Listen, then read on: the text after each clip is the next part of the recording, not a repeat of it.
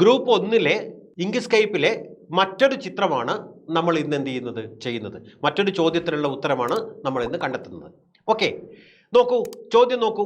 Inkscape സോഫ്റ്റ്വെയറിൽ ഈ ചിത്രത്തിൽ കാണിച്ചിരിക്കുന്നത് പോലെയുള്ള ഒരു മാതൃക തയ്യാറാക്കണം.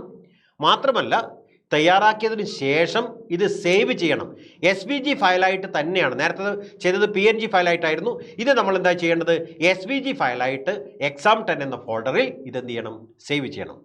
അപ്പോൾ മാതൃകയിലെ ഒരു ചതുരമാണുള്ളത്, അതിനുള്ളിലൊരു ബോർഡർ ഉണ്ട്, അതിനകത്ത് മറ്റൊരു ബോർഡർ ഉണ്ട്, പിന്നെ ഒരു ഫയല് ഇമ്പോർട്ട് ചെയ്യാൻ കൂടെ പറഞ്ഞിട്ടുണ്ട്.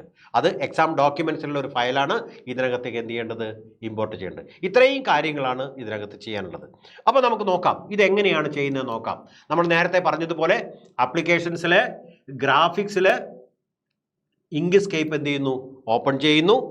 ഓപ്പൺ ചെയ്തതിന് ശേഷം ആദ്യമായിട്ട് ഫയലിൽ പോകുന്നു, ഡോക്യുമെൻ്റ് പ്രോപ്പർട്ടീസ് എടുക്കുന്നു, അതിൽ ഷോ പേജ് ബോർഡർ എന്നുള്ളത് എന്ത് ചെയ്യുന്നു? ടിക്ക് മാർക്ക് ഒഴിവാക്കുന്നു, ഈ വിൻഡോ ക്ലോസ് ചെയ്യുന്നു.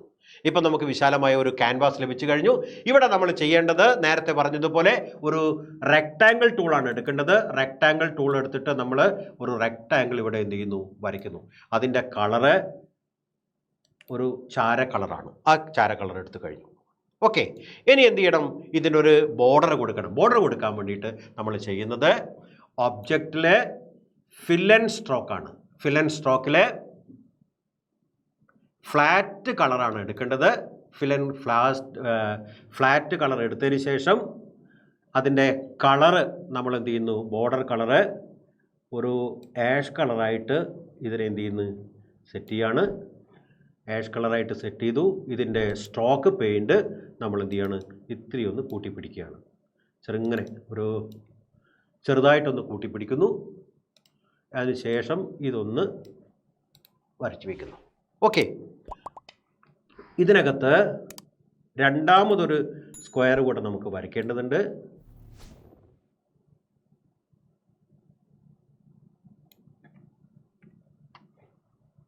ഇതിൻ്റെ ഒരു ഡ്യൂപ്ലിക്കേറ്റ് എടുക്കുന്നു.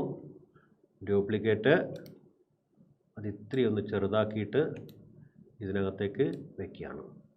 ചെറുതാക്കി വെക്കുന്നു. അതിൻ്റെ സ്ട്രോക്ക് കളറ് ബ്ലാക്ക് ആക്കിയാൽ, ബ്ലാക്ക് കളറാണ് വേണ്ടത്. സ്ട്രോക്ക് ബ്ലാക്ക് കളർ, ഇതിൻ്റെ സ്ട്രോക്ക് കളറ് ബ്ലാക്ക് ആക്കി വെക്കുന്നു. അപ്പോൾ 2 ചിത്രങ്ങളായി.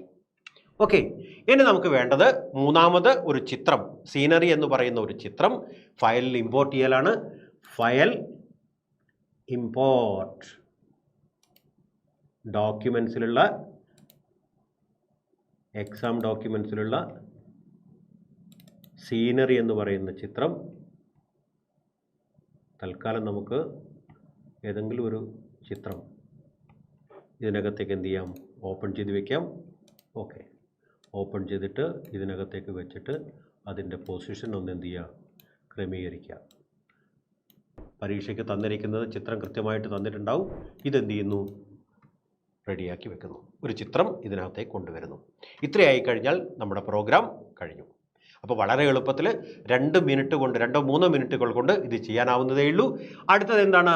ഇത് ഫയലിൽ പോയിട്ട് സേവ് പറയണം. സേവ് പറയുമ്പോൾ എവിടെയാണ് സേവ് ചെയ്യേണ്ടത്? exam10-ലാണ് സേവ് ചെയ്യേണ്ടത്. നേരത്തെ പറഞ്ഞതുപോലെ തന്നെ register number 23456 _ question number activity 3 SVG ഫയലായിട്ട് എന്ത് ചെയ്യുന്നു? സേവ് ചെയ്യുന്നു. exam10-ൽ സേവ് ചെയ്യുന്നു. ഇതോടുകൂടി നമ്മുടെ ഈ ഒരു ചോദ്യത്തിനുള്ള ഉത്തരം തയ്യാറാക്കി കഴിഞ്ഞു. Okay, right.